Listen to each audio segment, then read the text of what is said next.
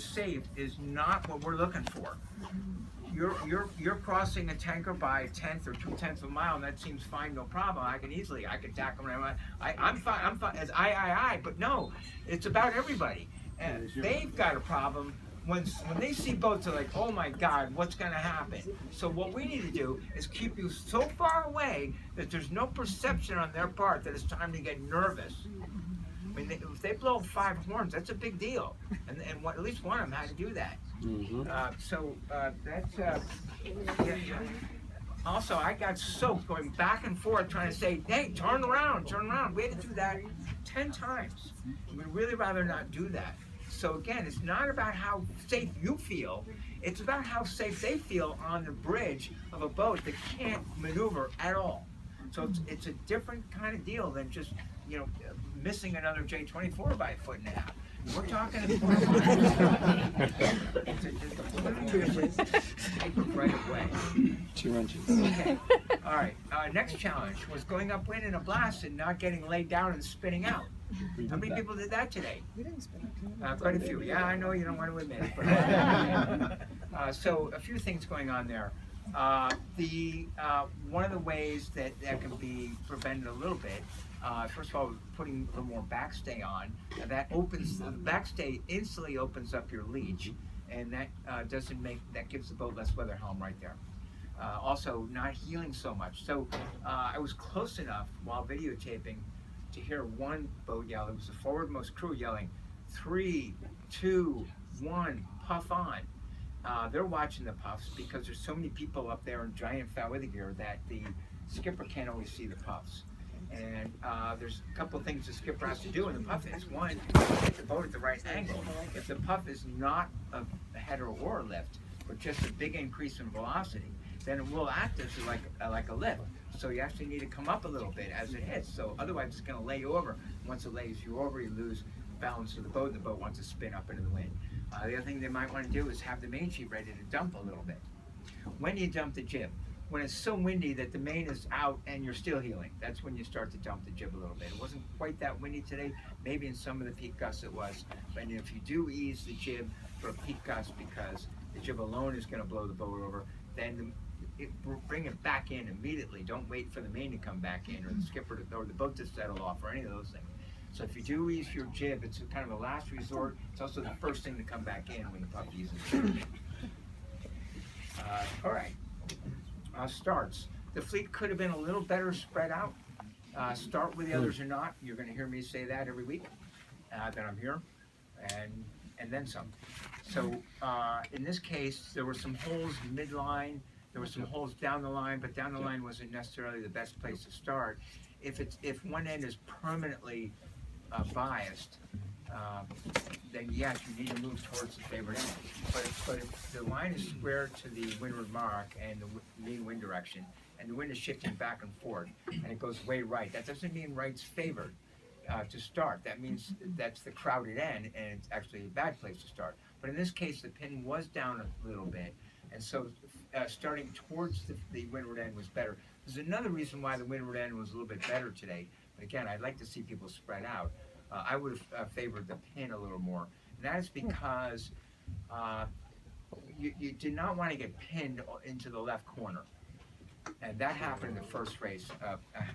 10 boats were pinned into the left corner in the first race. And they all came towards the windward mark on port, and they all had problems trying to get into a rounding pattern. One boat that played it really well, and that is at least the first 90% of the windward leg they played really well, and that was Deke with Malcolm Gefter steering. Not only did they start clean at the committee boat, but they went halfway up the beat and then tacked, or a third of the way up the beat, and then tacked in clean water, and no one around them. They just optimized the boat speed, whereas everyone else was pinning each other. That means when you tack, not under shift, you tack because you can, or because I got clear air, or I'm not going to hit this boat. Those are not the best reasons for tacking. Obviously, they become the most important reason. But if you can sail your own race, you're much better off. And that was the problem with starting down the line and not tacking for a while. So the start it would have been good to start the favored windward end, but anywhere on the line is going to be okay. There were some boats that were early and some boats that were late. What makes boats early? Righties make boat. You got your vang on, you get a right shift, and you let the main out a little bit because the vang's on. All that happens is the boat accelerates. Now you're really over early.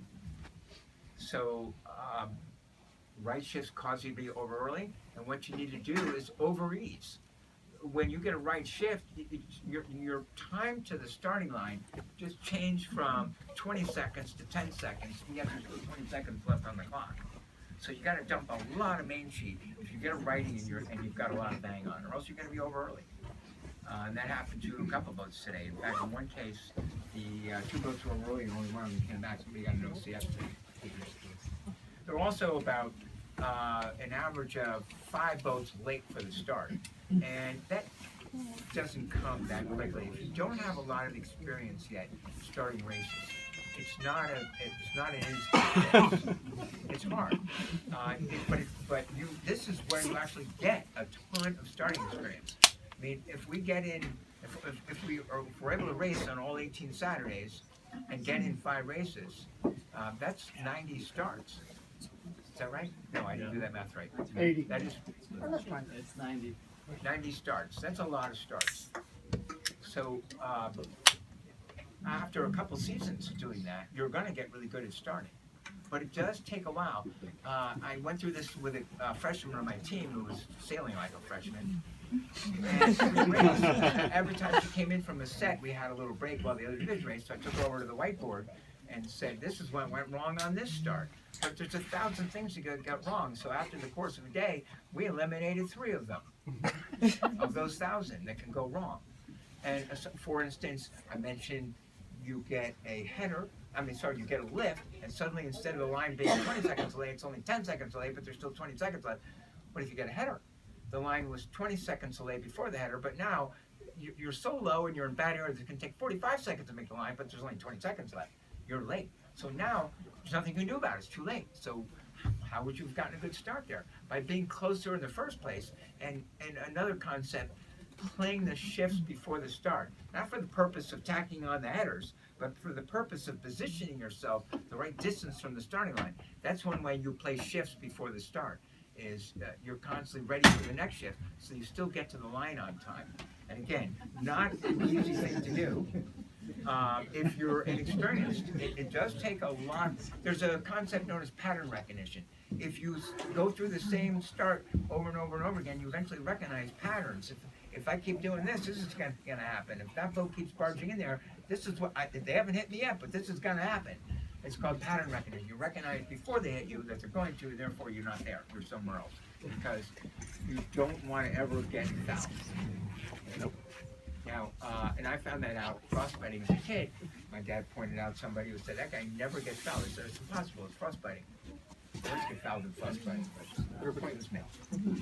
Okay, let's talk about the first mark. That was a very big crack up there. First of all, there was current today. Now, you don't really predict current in advance, like the Legler does in those tide charts. You can try, but there's so many factors that go into current besides the phases of the moon that just knowing the phase of the moon and the high tide and the low tide is not enough to predict current. There are other factors. The big factor today was the wind was a tiny bit left of northwest. That means water is blowing out of Boston Harbor and sucking it out from this part of the harbor. 2, we had a lot of rain last week, so there's more water coming down the river. And 3, actually the tide was high in the middle of the day, so it wasn't tidal current. It was wind-driven current and runoff. Those were the 2 big factors that made the current come out of the rivers so hard onto the harbor. Therefore, you have to overstand the weather mark in order to make it clean around every time. How many people had at least one windward mark rounding they wish they could have done over again? That should be pretty much for everybody.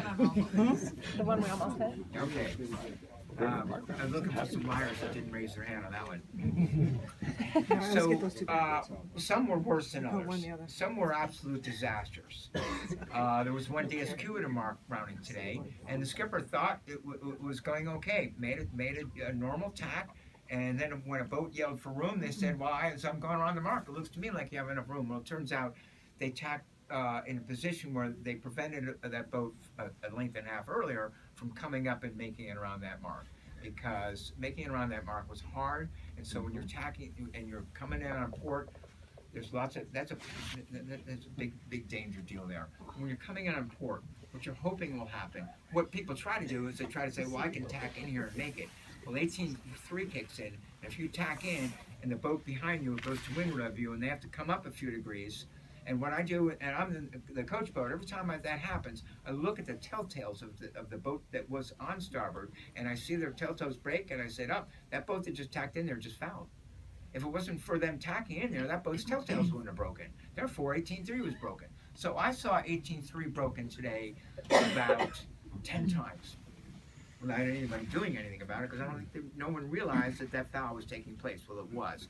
Well, the case we heard was also 18.3, but it was a little different in that the boat that got fouled was actually too lured and then trying to come up and unable to make it all the way up to around the mark. So when you're on port, if you're going to cross a boat, then keep going a little bit and then tack to make sure that if they have to shoot the mark, you're out of their way. Also, make sure you're going to make it. I've made the mistake where I dip a boat and I look and they look like they're laying the mark. Go another 2 lanes to make sure tack. Well, sure enough, they're not making it, so they tack and dip us, but then we're not making it. We got to tack and dip them back, and it's just awful when you have to make extra tacks up there. That's why I mentioned Malcolm had a race where everything was going great until they got to the other mark. Then they weren't making the mark. They had to make 2 extra tacks. So they made 2 extra tacks. Do you know what happened after that second tack? They still weren't making the mark. They had to make 2 more tacks, but now there's a starboard boat in the way. So they got to tack and stall to make sure they don't hit that starboard boat, and then it's all messed up. That was a problem for a lot of people, but here's a couple little rules of thumb you can keep in mind for making the mark.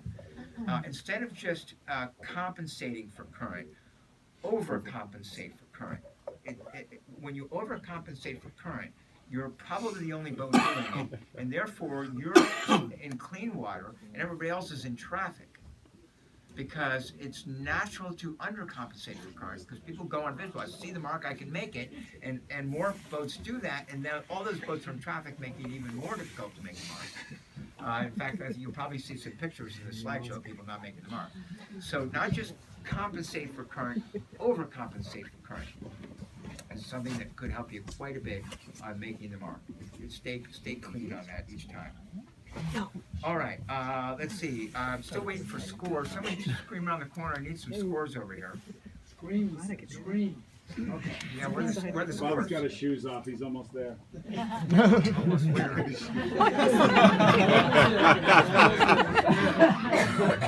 Nice one, Mark.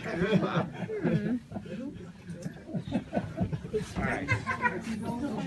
Well, while we're waiting for scores, what I did want to do is just pick the brains of Leader a little bit. It's either Malcolm or any of the crew still here. I wanted to just talk to them about how they were going so well off the starting line. Our strategy was basically we wanted to eventually work the right, and so we figured that if there was too much traffic, we were going to do a late start at the boat, play the middle, and then head to the right as soon as we could. The one rounding you're talking about that we did the 2 tacks, another little issue happened in that it was me that got caught up in the lifeline, so my foot was in the water, so we really slowed up. Otherwise, could have done better on that. But Yeah, because it ended up being 4 extra tacks. yeah, 4 extra tacks. Yeah, killed us. He still came in second that race, though. Yeah. But Oh my God. but that was we just saw that there was there was a little bit flatter water, and the way that contrary to what you say, we just set the backstay so that the forestay tension was good, and then we actually had the jib uncleated all day, and we would kind of work in tandem with the main. Just to burp it just a little bit, Yeah. and just really trying to keep that That's good. the boat level. And also, I like what you said about tensioning the backstay until the forestay is tight. Because when the forestay is tight, it does to the jib the same thing a backstay does to the main. It opens up the jib leach. Yep. And if your jib stay is sagged, the jib leach will be tighter, and that will blow the boat over a little bit more. Yeah, so once we had that set, we didn't work the back. I mean, we figured wind was up so much, we didn't work the backstay. It was just all kind of combination working the main and the jib together and working those pots. Okay, good. I think Will Pelletari's boat won the day. Do we have that confirmed yet? We don't. All Probably right. so. Then let me talk about a couple other things then. A quick note on the weather. I mentioned a couple weeks ago that December is going to be cold. It's going to be colder tomorrow than today. And Monday it's going to be colder still with flurries. So winter-like weather has arrived. Yeah, it has. There will still be some days where it could break 50, but 40 is normal, or low 40s is normal. And on Monday and Tuesday we're going to see below 40s a high. With even a chance of flurries and stuff, and it's going to get worse from there, I'm afraid. However, a couple of cool things that happen this time of year. One, Orion rises in the east every night at 8 o'clock. It looks spectacular. Orion's the most recognizable of all constellations. Even if you're a city folk with bright city lights, you can see Orion. It's very recognizable from the three stars right in a row that make the belt, and kind of lying on his side when he comes up at 7 p.m. So those three stars are almost vertical, but that's Orion's belt. Hanging down from the belt is a sword. One of the stars in the sword is a double star. Another star in the sword is actually a galaxy. And with powerful binoculars, you don't even need a telescope, binoculars, you can see the galaxy in the sword of Orion. Plus, there's some very bright supergiants that make up part of Orion, like I call it Beetlejuice, but there's Betelgeuse, a star that's, I don't know, many hundreds of times bigger than the sun. It's one of those babies out there. Above Orion is the star cluster, where those stars actually are right next to each other. That system is only like 10 million years old or something, incredibly young star system. And also closer to Earth, we had in near conjunction last night Venus and the Moon. And when the moon is a crescent, you can see the dark side of the moon. It is illuminated by Earthlight. And it was also right next to an incredibly bright Venus. So we can enjoy that show over the course of the next few months.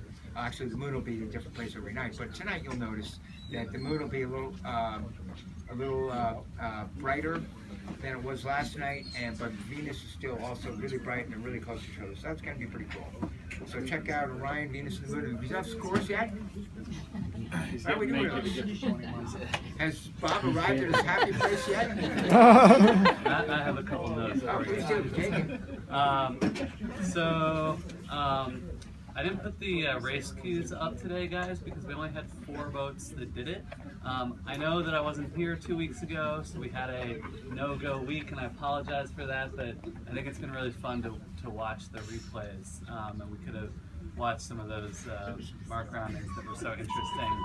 So I hope that you'll... Are you going to do them, like, put them on the website, or just not? There is a website. If you didn't get the link that was sent out, email the front desk and they'll send it to you again. Yeah, I have. Every week is all online, so you can go back and look, but I encourage more people to participate next week. Couple of notes. One thing that I did. just to mention, that when you first introduced it, you said it could potentially be used against people in protests. Yes. I think that may deter some skippers from turning the thing on. Well, So can you just like drop that? Or... don't break the rules. I personally were running. I'm not worried about it. I'm just guessing that there are other people out there. As soon as they heard that, they said, "Screw this! I'm not doing it." Believe it or not, every protest that we've heard this winter has been caught on video. So, all right, which is also admissible evidence. Couple more notes. I want to reiterate what Ken said about the forestay sag, which obviously you adjust by putting on more backstay tension. I saw a lot of really saggy forestays today, which is slow. And then a couple of rules notes. I saw 2 boats hit 2 different marks, and it was nice to see them take their penalty turns, but both boats did them incorrectly. So I won't name names, but there was a boat that hit the windward offset, who then started taking their penalty while they were still in the zone of the offset. You must both get out of the zone and get clear of other boats before you can clear a penalty. I saw a boat hit the pin and take a 270-degree turn rather than a full 360. They jived onto port and kept sailing on port. That is a valid penalty kill only in match racing. In fleet racing, you have to do a full 360 or it does not count. Yes? It's not 1 360, it's 1 tack and 1 jive, correct? Yes. And we did, that was us, and we did tack, but we waited too long to tack. Okay. Going up the course doesn't count. We weren't going up the course, but we did tack. I'll do your penalty. So yes, you are correct. If you wanted to, you would not. You don't have You to don't do have it in to the do a full 360 degree penalty. Yeah. Anybody have questions about strategy or rules today? Keep going, I'm trying to get the scores. I don't have anything else to say. Talk about this. Going over there. But I'll take questions. Find an orange hat. I heard that the orange hat was missing, and I did not see it. Usually it doesn't get picked up quick. Maybe more in the direction you want to go. I'm not sure if you What is he called? yeah, it's a mock-up. The cardinal rule is always be on the line at the gun with speed. I want to hear Jake. What was the question? I want to hear Jake in. So the question was about where to start today, and the answer was that the first rule of starting is always be on the line at the gun with speed. That is 95% of your starting strategy. After that, the other 5% is to have a lane beneath you. The lane is so that you can accelerate as needed. You are being proactive instead of reactive and adjusting to the pulse. Now, there wasn't much need to accelerate today because there was so much wind, but that's still the 5%. After that, I'll give you like a 0.5% about which end you're on. Not my own shortcomings, but you seem to have tons of lane. You got your information right. It seemed like it was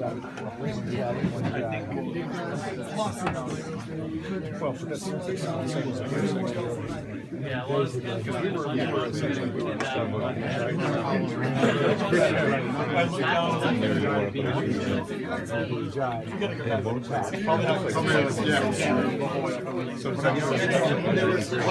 One tap.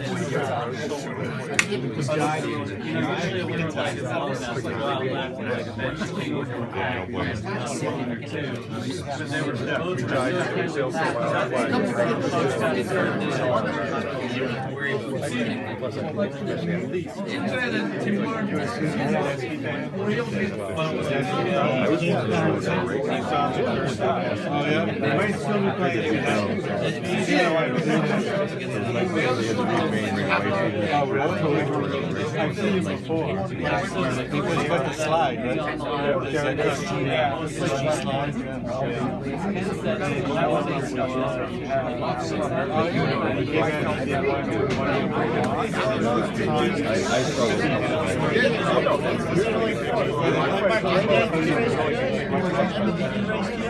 That's what scores? I know it did the whole thing, but when I turned it on,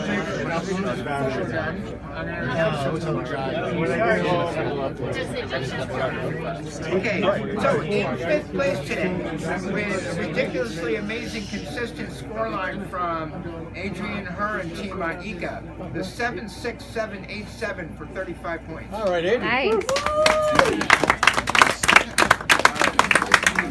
Fourth place was Wasabi, who's skipping?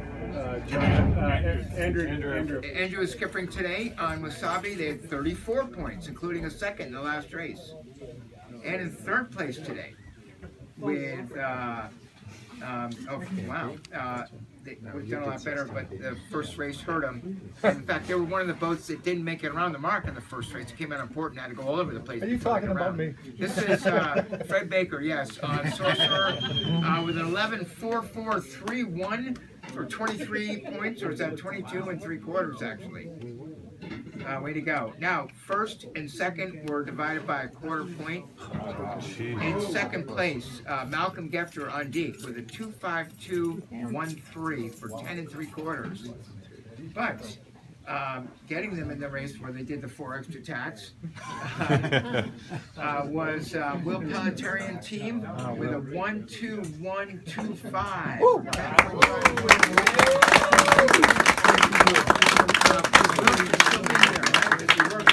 Where's Will? I think he just walked out the door. Okay, well, anybody here from that, I wanted to introduce their crew. Well, I can remember who's down with them. I think they had, what, Leo on the boat? And Duncan Swain? And Kay. Yeah, those were the four. Yeah, they had a good boat. That might have been the one where I heard them yelling 3, 2, 1, puff on, and that's why they never were surprised by puffs and blown over by everybody else, like others were. Okay, well, this is the only copy, so I got to bring them back. But Bob will make some copies for you, I'm sure. And we'll see you. Don't expect it to get much warmer next week. But then again, you know, maybe we'll get a pleasant surprise. So, and in the meantime, enjoy the pictures, and we'll see you next week. Thank you. All right, thank